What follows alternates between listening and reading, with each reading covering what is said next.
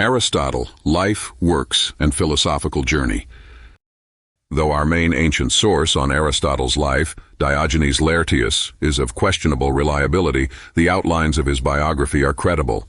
Diogenes reports that Aristotle's Greek father, Nicomachus, served as private physician to the Macedonian king Amyntas, DL 5 1.1.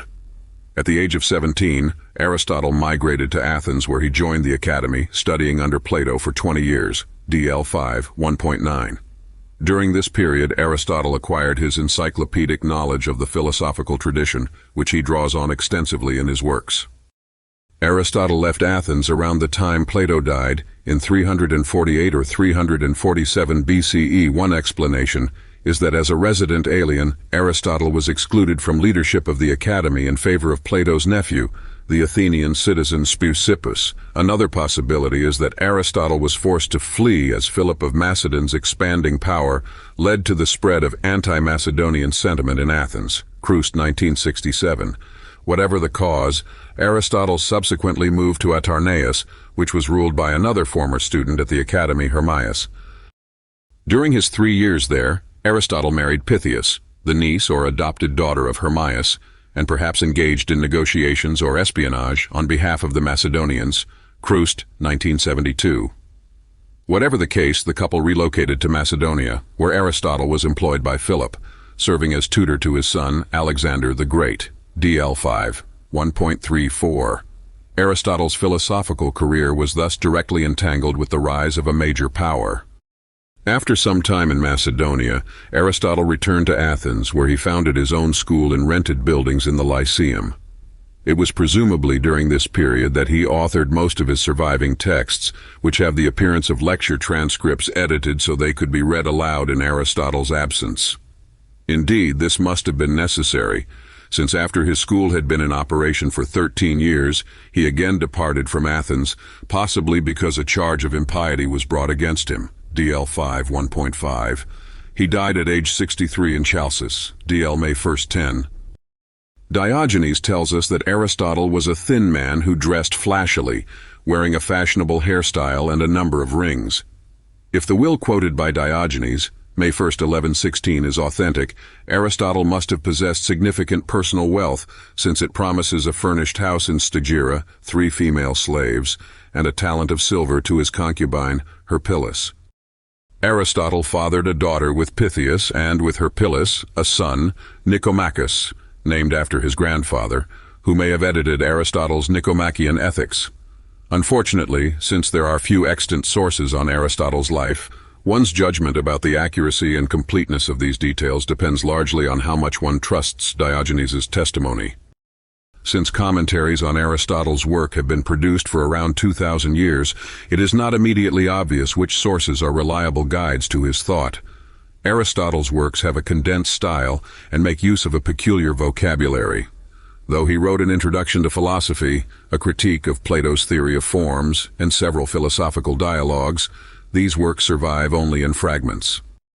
The extant Corpus Aristotelicum consists of Aristotle's recorded lectures, which cover almost all the major areas of philosophy. Before the invention of the printing press, handwritten copies of these works circulated in the Near East, Northern Africa, and Southern Europe for centuries. The surviving manuscripts were collected and edited in August Emanuel Becker's authoritative 1831-1836 Berlin edition of the Corpus, Becker, 1910. All references to Aristotle's works in this article follow the standard Becker numbering. The extant fragments of Aristotle's lost works, which modern commentators sometimes use as the basis for conjectures about his philosophical development, are noteworthy. A fragment of his Protrepticus preserves a striking analogy according to which the psyche or soul's attachment to the body is a form of punishment. The ancients blessedly say that the psyche pays penalty, and that our life is for the atonement of great sins. And the yoking of the psyche to the body seems very much like this. For they say that, as Etruscans torture captives by chaining the dead face to face with the living, fitting each to each part, so the psyche seems to be stretched throughout and constrained to all the sensitive members of the body. Pistelli, 1888, 47.24-48.1. According to this allegedly inspired theory, The fetters that bind the psyche to the body are similar to those by which the Etruscans torture their prisoners. Just as the Etruscans chain prisoners face to face with a dead body so that each part of the living body touches a part of the corpse, the psyche is said to be aligned with the parts of one's living body. On this view, the psyche is embodied as a painful but corrective atonement for its badness. See Boss 2003 and Hutchinson and Johnson's webpage. The incompatibility of this passage with Aristotle's view that the psyche is inseparable from the body, discussed below, has been explained in various ways. Neoplatonic commentators distinguish between Aristotle's esoteric and exoteric writings, that is, writings intended for circulation within his school and writings like the Protrepticus intended for a broader reading public. Gerson 2005, 4775. Some modern scholars have argued to the contrary, that the imprisonment of the psyche in the body indicates that Aristotle was still a Platonist at the time he composed the Protrepticus, which must have been written earlier than his mature works. Jaeger 1948-100.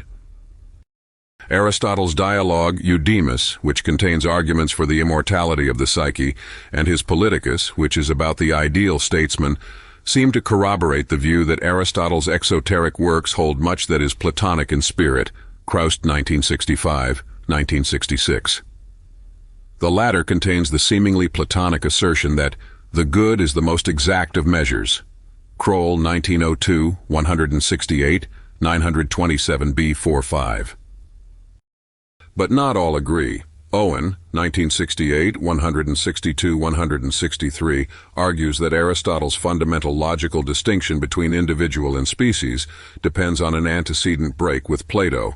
According to this view, Aristotle's On Ideas, Fine, 1993, a collection of arguments against Platonic forms, shows that Aristotle rejected Platonism early in his career, though he later became more sympathetic to the master's views. However, as Lochterman, 1980, points out, such historical theses depend on substantive hermeneutical assumptions about how to read Aristotle and on theoretical assumptions about what constitutes a philosophical system. This article focuses not on this historical debate but on the theories propounded in Aristotle's extant works.